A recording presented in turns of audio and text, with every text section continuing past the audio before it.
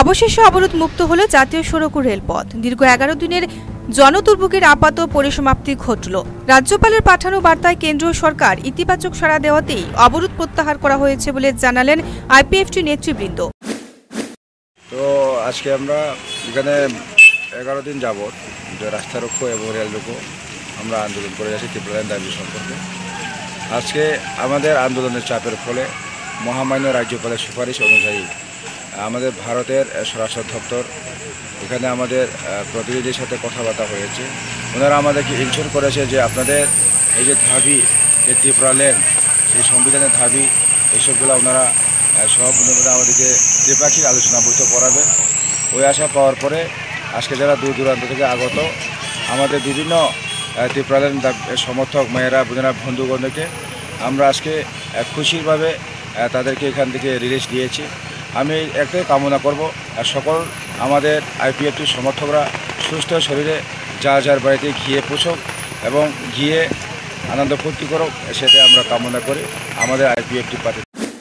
কিন্তু প্রশ্ন হলো, রাজ্যপাল তো গত মঙ্গলবার অবরোধ প্রত্যাহারের আহ্বান রেখেছিলেন, মাঝখানে বুধবার গেল। রাজ্যপালের আহ্বানের পর অবরোধ প্রত্যাহারে দীর্ঘ প্রায় 2 দিন সময় কেন নিতে হলো আইপিএফটিকে? তাহলে কি ধারণা করা যায় না যে বৃহস্পতিবার ভোরে রাজ্য সরকার 144 ধারা প্রয়োগের ঘোষণা করার সাথে সাথেই আইপিএফটি অবরোধ প্রত্যাহারের সিদ্ধান্ত নিয়েছে? একই 144 ধারার মধ্যে অবরোধ চালিয়ে আইন ভাঙতে চায়নি আইপিএফটি, অথবা 144 ধারার মধ্যে অবরোধ চালিয়ে গেলে রাজ্য পুলিশ প্রশাসনের চরম দমন পীড়নের মুখে পড়তে হতে পারে ভেবেই আইপিএফটি অবরোধ প্রত্যাহার করেছে। তা না হলে রাজ্যপালের আবেদনের পরদিনই অবরোধ প্রত্যাহার হতে পারত। তাই যদি হয়, তাহলে রাজ্য সরকার জাতীয় সড়কের মতো রাজ্যের মূল জীবন রেখায় দীর্ঘ 11 দিন ধরে কেন অবরোধ করতে দিল আইপিএফটিকে? 11 দিনের মাথায় যদি রাজ্য সরকার 144 ধারা জারি করতে পারে, তাহলে কেন পূর্বেই 144 ধারা জারি করে জাতীয় সড়ককে অবরোধ মুক্ত করল না রাজ্য সরকার? কেন দীর্ঘ 10 দিন ধরে রাজ্যবাসীকে চরম দুর্ভোগের শিকার হতে হলো?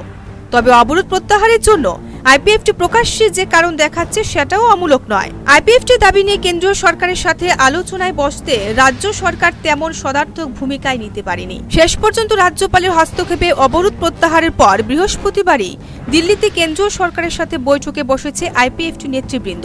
অর্থাৎ সব মিলিয়ে অবরোধ কর্মসূচিতে রাজ্য সরকার শুধু ব্যাকফুটে নয়, রাজ্যের জনগণের প্রতি চরম দায়িত্বহীনতার পরিচয় দিয়েছে।